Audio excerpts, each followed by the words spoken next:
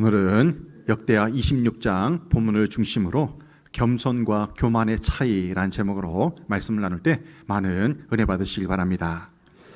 여러분들 이런 유머 한 번쯤은 들어보셨을 것 같습니다.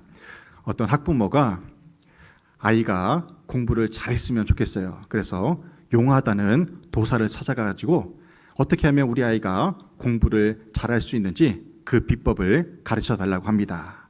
그 도사는 요즘 손님이 없어가지고 양파와 마늘을 까는 부업을 하고 있었어요. 각각 3포대씩 마늘을 까고 있는데 손님이 온 거예요.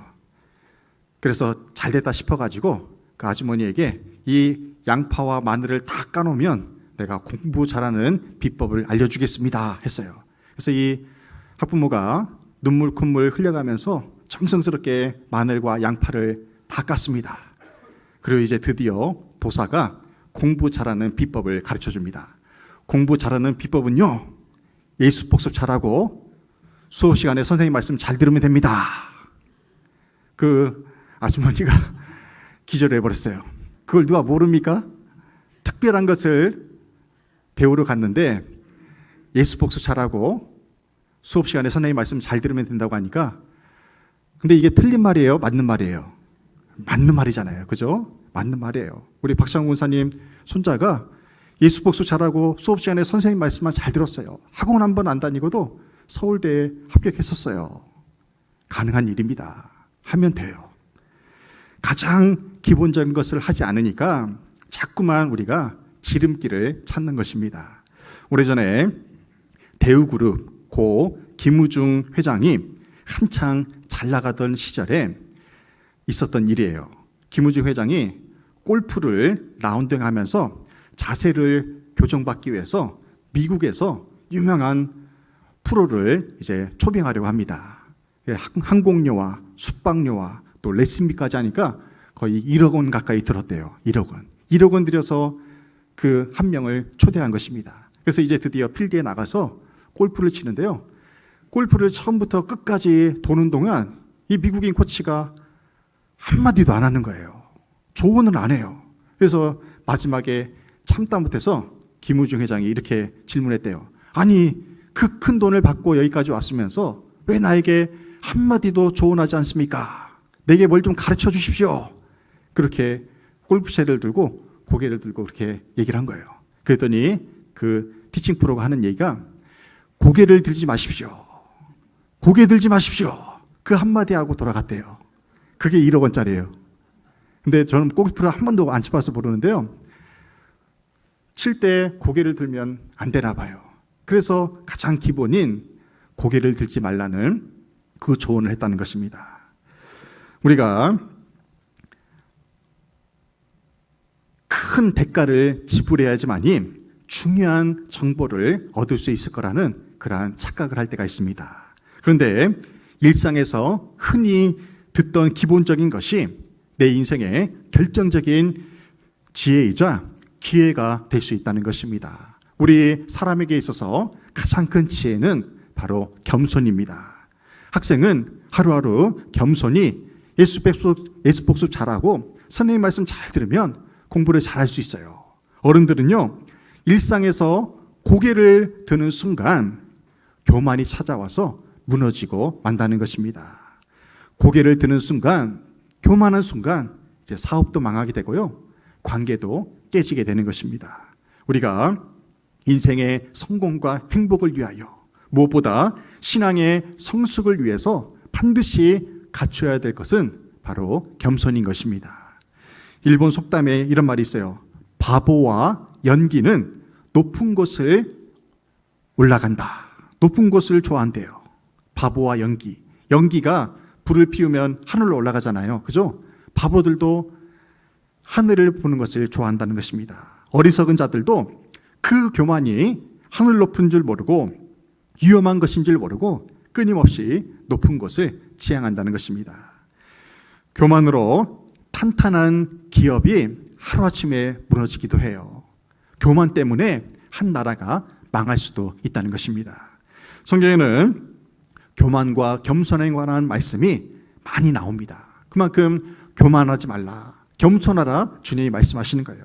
겸손은 우리의 신앙을 성숙하게 합니다. 그리고 하나님과의 관계를 건강하게 유지하게 하는 촉매제 역할을 합니다. 반면에 교만은 어떻습니까? 교만은요, 하나님과의 관계를 멀어지게 하는 도구예요. 그리고 우리의 영성을 완전히 무너지게 하는 가장 강력한 도구라는 것입니다. 하나님이 어떤 사람을 기뻐하시겠습니까? 교만한 사람이겠습니까? 겸손한 사람이겠습니까? 겸손한 사람을 하나님이 기뻐하시고 그 겸손한 자를 하나님께서 세우시고 사용하신다는 사실이에요. 예수님은 교만과 겸손에 대해서 이렇게 말씀하십니다. 마태복음 23장 12절 함께 봉독합니다. 누구든지 자기를 높이는 자는 낮아지고 누구든지 자기를 낮추는 자는 높아지리라. 아멘. 주님은 겸손한 자는 높이시고 교만한 자는 낮아지리라, 그렇게 말씀하십니다. 이것이 예수님의 약속이에요.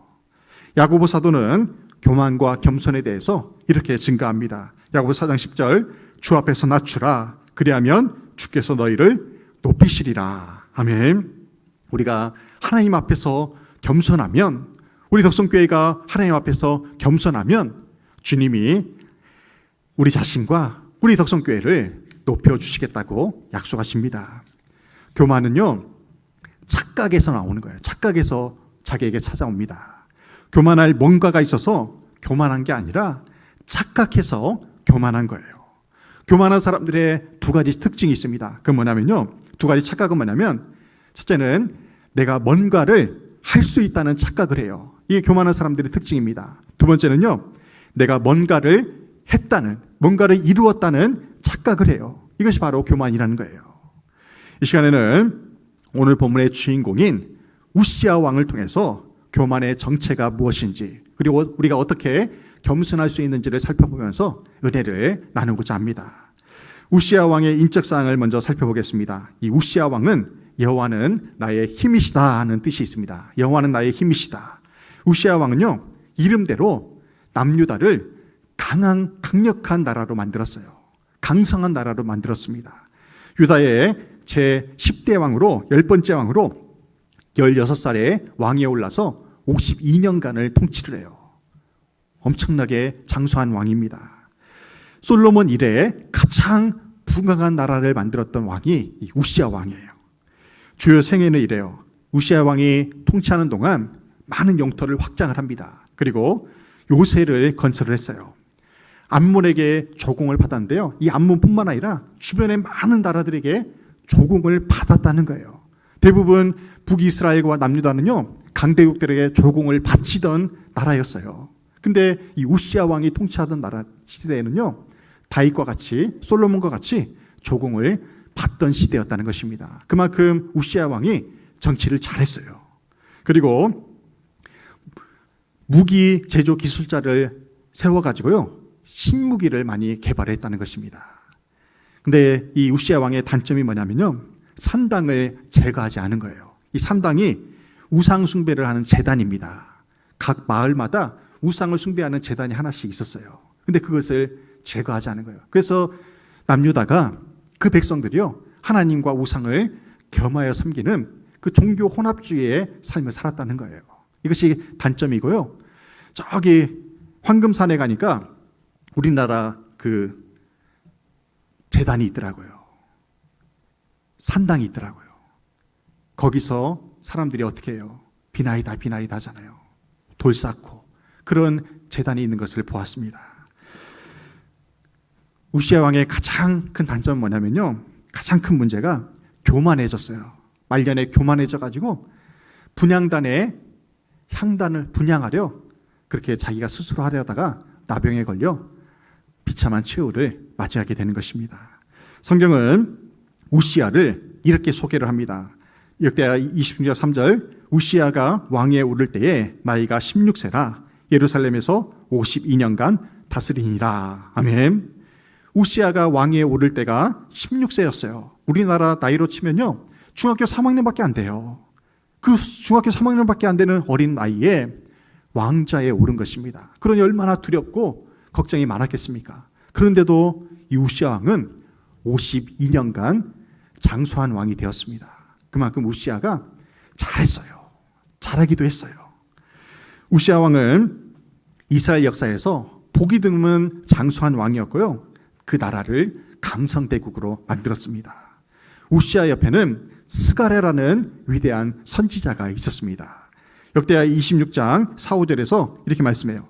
우시아가 그의 아버지 아마샤의 모든 행위대로 여호와 보시기에 정직하게 행하며 하나님의 묵시를 밝게 하는 스가랴가 사는 날에 하나님을 찾았고 그가 여호와를 찾을 동안에는 하나님이 형통하게 하셨더라. 아멘. 스가랴 선지자는 우시아 왕에게 하나님의 뜻과 계시를 직언을 했습니다. 그러면 우시아 왕은 스가랴 선지자가 사는 놀 동안에는 그 말씀에 순종했어요. 그래서 하나님 제일주의 신앙으로 나라를 통치했기 때문에 부강한 나라가 될 수 있었습니다. 우시아가 그렇게 하나님 말씀에 순종하는 동안에 형통한 나라가 되었어요. 어떻게 얼마나 형통했냐면 여러분들 지도를 보세요. 이 우시아는 블레셋, 지금 유다가 노란색으로 되어 있습니다. 그 남유다에 우시아가 통치하는 나라가 유다입니다. 여러분들 왼쪽에 보면 블레셋이 나와요. 이 블레셋이 오늘날 팔레스타인 지방입니다. 가자지구 아시죠? 가자지구 전쟁이 벌어지고 있는 곳 지금 그 땅을 유다가 싸워서 이겨요. 그래서 블레셋에게도 조공을 받습니다. 그리고 마온과 암몬과 저 아라비아까지 그리고 저 서쪽에 있는 애굽 땅까지 이 남유다에 대한 강성한 남유다에 대한 소문이 퍼질 정도로 강성한 대국이었다는 것입니다. 우리나라가 고려 거란 전쟁 때와 같이 그때 당시는요 칼과 화살로 싸우던 시대였어요. 그때 우시아 왕은 전쟁을 미리 대비했기 때문에 주변 나라들을 정복할 수가 있었던 것입니다. 우시아 왕이 성과 성문을 견고하게 만들었어요. 그래서 대적이 쳐들어와도 방어할 수가 있었던 것입니다. 그리고 망대를 높이 세워가지고 적이 침입하는 것을 미리 견제할 수 있었기 때문에 전쟁에서 이길 수가 있었던 것입니다. 당시 전쟁을 어떻게 치렀냐면요, 주로 성을 포위를 해요. 적군이 쳐들어오면 성을 포위를 합니다. 그래서 성을 포위하고 징치고 있다가 어떻게 이기냐면 시간이 지날수록 물과 식량이 떨어지잖아요. 그러면 사람들이 성 안에 있는 사람들이 굶어 죽는 것입니다. 그렇게 싸웠다는 거예요. 그래서 우시아 왕이 지혜를 낸 게 뭐냐면 그 성 안에 가축을 많이 키웠어요. 닭이며 돼지며 소며 가축을 많이 키웠습니다. 그리고 웅덩이를 많이 팠어요. 물이 부족할까 봐. 그래서 그 웅덩이에서 물이 많이 있었기 때문에 전쟁에서 자원이 풍부하기 때문에 승리할 수가 있었다는 것입니다. 우시아 시대에 군인들의 숫자를 보면 얼마나 강력한 나라였는지를 알 수 있어요. 역대하 26장 12, 13절에서 이렇게 말씀해요. 족장의 총수가 2600명이니 모두 큰 용사요 그의 휘하의 군대가 30만 7500명이라 건장하고 싸움에 등하여 왕을 도와 적을 치는 자이며. 아멘. 우시아 왕을 따르는 충성스러운 장군이 지휘관만 2600명이래요. 2600명. 그리고 그들이 다스리는 군사가 30만 7500명입니다. 30만 7500명. 이 남유다가요, 오늘날 우리나라 5분의 1도 안 되는 나라입니다. 인구도 엄청 작아요. 그런데 군사수가 30만 7500명이나 됐다는 거예요. 현재 2022년도까지 우리나라 5천만 인구 가운데 군인 수가요 50만 명이에요. 50만 명. 지금은 더 떨어졌을 거예요. 인구가 줄었으니까. 50만 대군이라고 하는데 그 손바닥만한 남유다에 30만 7,500명의 군사가 있다고 생각해 보시죠. 얼마나 강성한 나라였다는 것을 알 수가 있습니다. 이것만 봐도 우시아 왕이 얼마나 대단한 사람이었는가를 알 수가 있습니다. 하지만 성경은 우시아가 강성해진 진짜 이유를 이렇게 설명을 해요. 역대하 26장 7절과 15절입니다. 하나님이 그를 도우사 그의 이름이 멀리 퍼짐은 기이한 도우심을 얻어 강성하여 짐이었더라. 아멘. 우시아가 똑똑해서 그렇습니까? 능력이 있어서 그래요? 아니에요. 하나님이 도와주셨어. 하나님이 기이한 도우심으로 남유다가 강성해질 수가 있었던 것입니다. 그런데 안타깝게도 하나님의 기이하신 도우심으로 강성해진 남유다가 우시아의 교만으로 한순간에 무너지고 말아요. 우시아 왕을 통해서 교만의 세 가지 모습을 확인할 수가 있습니다. 첫째는요, 교만은 참신앙을 무너뜨린다는 것입니다. 하나님의 기이한 도우심으로 나라와 민족이 강성해졌어요. 잘 먹고 잘 살게 되었다면 더 겸손해져야 하는데 우시아 왕은 교만해졌다는 것입니다. 이 교만은 크게 두 가지 착각이 존다고 했어요. 첫째는 내가 뭔가를 할 수 있다는 생각, 그리고 두 번째는 내가 뭔가를 이루었다는 착각인 거예요. 나의 다 된 것은 오로지 하나님의 은혜로 된 것입니다. 이렇게 믿음으로 고백해야 되는데 우시아 왕은요, 모든 것을 내가 했고 앞으로 내가 할 수 있다는 그러한 착각 속에 교만이 찾아온 것입니다. 역대하 26장 16절에서 이렇게 말씀합니다. 그가 강상하여짐에 그의 마음이 교만하여 악을 행하여 그의 하나님 여호와께 범죄하되 곧 여호와의 성전에 들어가서 향단에 분향하려 한지라. 아멘. 교만해진 우시아가 가장 먼저 손댄 것이 뭐냐면요, 주님의 일이었습니다. 주님의 일. 왜요? 그동안 자기는 한 번도 주님의 성전에서 일을 해본 적이 없어요. 못했어요. 왜요? 그것은 성별된 사람만 할 수 있어요. 제사장들만 할 수 있는 일이었습니다. 이건 하나님의 명령이었어요. 근데 스가랴 선지자가 죽자 그의 마음에 교만함이 찾아왔어요. 자기에게 하나님의 말씀을 대언하는 그 선지자가 죽자 그 마음에 교만이 찾아왔어요. 그래서 주님의 일에 손을 댑니다. 분향단에 향을 피우는 것은, 그것을 만질 수 있는 사람은 오직 제사장들만 할 수 있었어요. 근데 왕의 권력을 가지고 분향단에 분향을 하러 본인이 스스로 들어갔던 것입니다. 이 영적인 교만 때문에 우시아가 무너지고 마는 거예요. 자기 마음대로 우시아가요, 예배를 손을 대요. 예배를 이렇게 고쳐라. 자기 마음대로 예배를 손대요. 자기 마음대로 말씀을 손댑니다. 이 말씀을 이렇게 전해라. 그리고 주님의 일과 주님의 사역을 자기 마음대로 하려고 했던 것입니다. 오늘날로 말하면요, 장로가, 권사가, 집사가 예배를 자기 마음대로 주무르려고 해요. 하나님의 권위를 무시하고 선을 넘은 사람은요, 결국에는 어떻게 되겠습니까? 우시아 왕처럼 질병에 걸리거나 끝이 좋지 않게 되는 거예요. 하나님은 질서의 하나님이십니다. 이 세상을 창조하실 때요, 질서대로 창조하셨어요. 신앙 안에서 우리가 각자의 직분과 사역에 따라 해야 될 역할이 다르다는 것입니다. 하나님께서 세우신 질서 안에서 내게 주어진 사명을 충실히 감당함으로 참 신앙으로 살아가는 저 여러분 되시기를 주님의 이름으로 축원합니다. 두 번째로, 교만은요, 말씀이 귀에 들리지 않게 합니다. 지금 이 시간에도 말씀이 귀에 들리지 않다면 내가 교만한 사람인가 하고 점검해 보셔야 돼요. 역대하 26장 17절에서 이렇게 말씀해요. 제사장 아사랴가 여호와의 용맹한 제사장 80명을 데리고 그의 뒤를 따라 들어가서, 아멘. 교만한 우시아 왕에게 이제 기회가 주어져요. 기회가 주어집니다. 살 길이 열려요.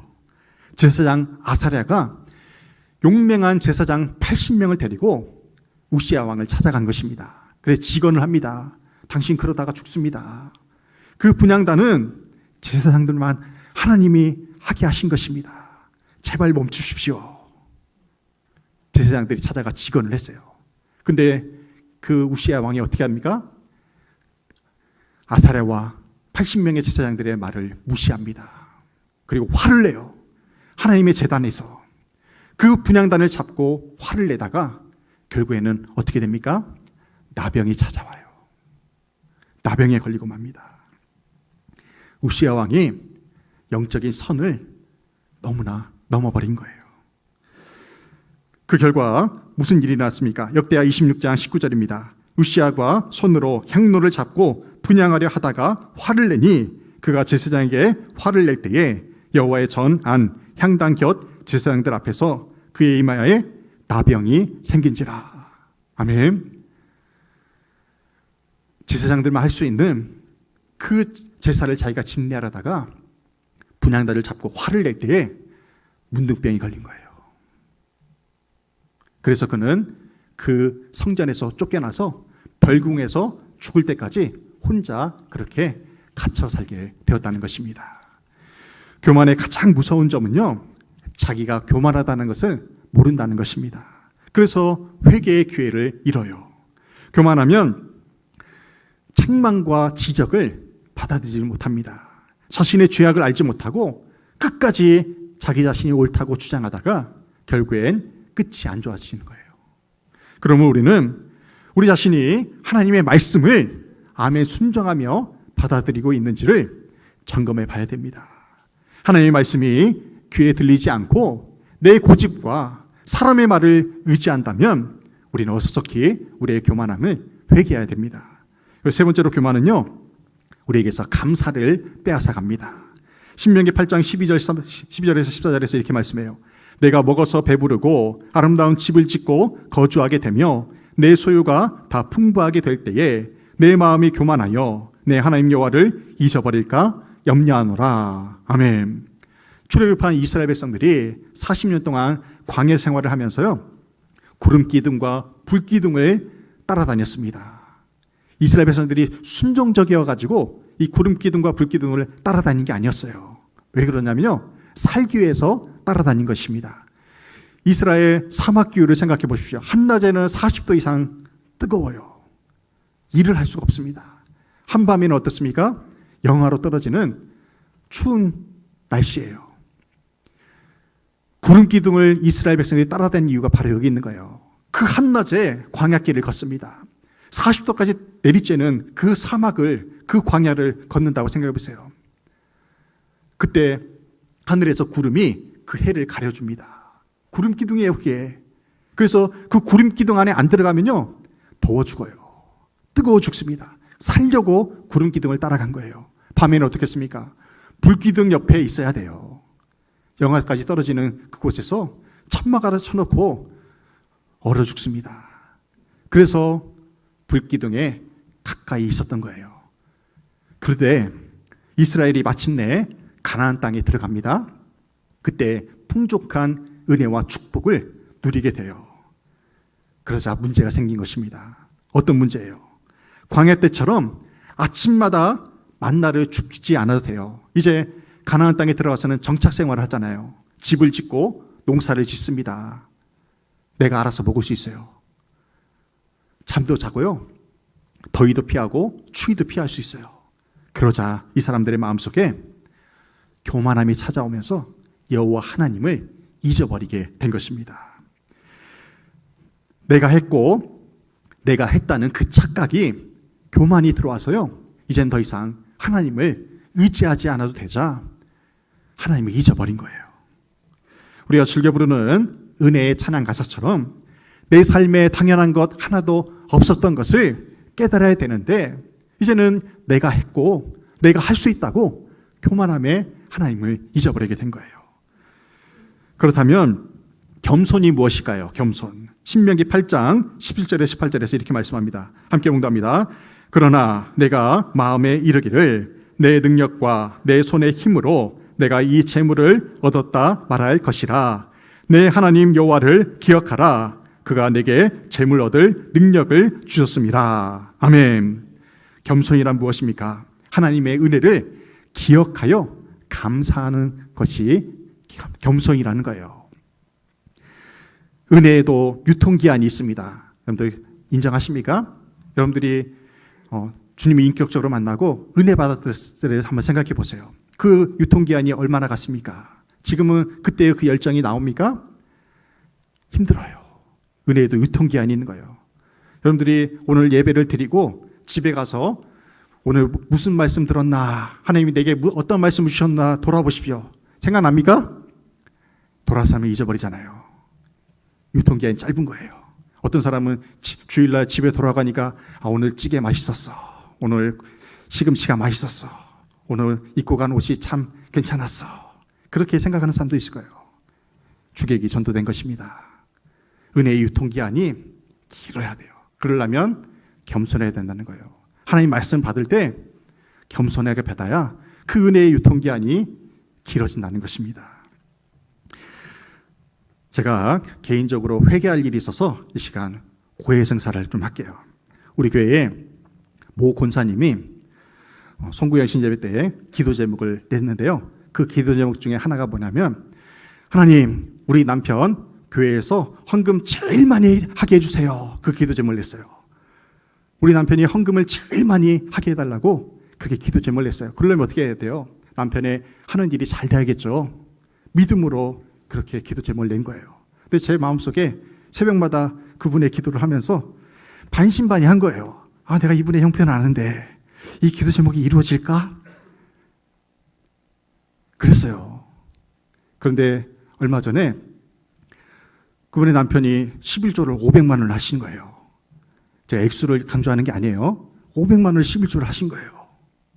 알고 보니까 더 감동이 되는 건 뭐냐면요, 11조가 아니라 10의 5조를 하신 거예요. 1000만 원의 소득이 있었는데 그 가운데 500만 원을 하나님께 11조의 물로 드린 것입니다. 어떻게 이럴 수 있을까? 어떻게 이럴 수 있을까? 3개월도 안 돼서 지금 현재까지 그분의 기도가 이루어졌습니까? 안 이루어졌습니까? 이루어졌어요. 현재까지 우리 교회에서 헌금을 제일 많이 했어요. 제가 생각했어요. 어떻게 이럴 수 있을까? 어떻게 이렇게 어려운 결단을 할 수 있을까? 여러분들 500만 원 헌금하기가 쉽습니까? 쉽지 않아요. 근데 그분이 서운한 것이 있다는 거예요. 하나님께서 제 사업을 성공케 해주시면 제가 이렇게 하겠습니다. 서운했어요. 그 서운한 것이 응답이 되자 감사하여 아낌없이 드린 거예요. 더하여 드린 것입니다. 할렐루야. 그래서 그 가정에 기도 응답이 이루어졌어요. 하나님께서 뭐라고 말씀하십니까? 내 입을 크게 열라고 했어요. 내가 채우리라 약속하셨어요. 우리는 소심해요. 내 인간적인 상황을 생각하면서 환경을 바라보면서 이건 안 될 거야. 그게 불신앙이라는 거예요. 내 입을 크게 열라 내가 채우리라 약속하셨습니다. 우리의 입을 크게 열어 채워짐의 축복을 받았다면 우리는 마땅히 감사해야 한다는 것입니다. 우리가 감사할 때, 겸손히 감사할 때 더 큰 감사의 제목을 하나님께서 우리에게 더해 주신다는 것입니다. 우리의 인생은 올라갈 때가 있으면 내려올 때가 반드시 있습니다. 항상 좋을 수는 없어요. 사업이 자랑될 때가 있습니다. 자녀들이 속썩일 때가 있어요. 육신의 질고와 마음의 상처로 인해서 참 못 이룰 때가 있습니다. 겸손한 사람과 교만한 사람의 차이는요, 고난의 때에 회복력을 보면 알 수 있어요. 겸손한 사람은 고난이 찾아와도요, 그 회복력이 강해가지고 금방 이겨냅니다. 근데 교만한 사람은 오래 가요. 그 고난이 오래 갑니다. 무슨 차이일까요? 고난의 때에 하나님을 찾아가서 부르짖고 간구하며 그럼에도 불구하고 감사하는 자에게 그 고난의 회복력이 빨라진다는 거예요. 왜요? 하나님을 의지하니까. 하나님이 해결해 주시는 거예요. 하지만 교만한 사람은 어떻습니까? 내가 할 수 있어. 지금까지 내가 해왔기 때문에 내가 할 수 있다는 그 교만이 그 회복력을 더디게 만드는 것입니다. 여러분은 교만한 사람입니까? 겸손한 사람입니까? 사순절 절기를 보내면서 겸손의 왕으로 오신 예수님을 깊이 묵상해 보시길 바랍니다. 하나님의 아들 예수님은요, 하늘 영광 버리고 낮고 낮은 이 땅에 인간의 육신을 입고 오셨어요. 성육신 하셨습니다. 하루아침에 신이 인간이 된 거예요. 겸손하셨기 때문에 인간의 몸을 입고 오신 것입니다. 만왕왕이신 예수님이 누울 자리가 없어서 말구 위에 누우셨잖아요. 당시 천한 직업 중에 하나가 목수일이었습니다. 예수님의 아버지, 육신의 아버지가 목수였잖아요. 요셉의 직업이 목수였어요. 그 아버지의 직업을 따라서 예수님도 그 천한 직업인 목수의 일을 30년 동안이나 하셨다는 것입니다. 겸손하셨기 때문에 하신 거예요. 공생애를 시작하신 주님은요, 고아와 과부와 같은 사회적 약자들의 친구가 되셨습니다. 제자들의 발 앞에 친히 무릎을 꿇으시고 그들의 더러운 발을 주님이 씻겨주셨어요. 겸손의 왕의 모습입니다. 십자가를 목전에 앞두고 겟세마네 동산에서 기도하실 때에도요, 주님은 아버지의 뜻이 이루어지기를 원하셨던 것입니다. 그리고 마침내 십자가에 못 박혀 죽으심으로 온 인류를 구원하셨습니다. 겸손의 왕으로 오신 예수님을 본받아 우리 또한 마땅히 겸손한 삶을 살아야겠습니다. 겸손의 왕으로 오신 예수님을 본받아 하나님과 사람 앞에 겸손히 행함으로 하나님이 예비하신 복과 은혜를 날마다 체험하며 살아가는 저 여러분 되시기를 주님의 이름으로 축원합니다. 아멘.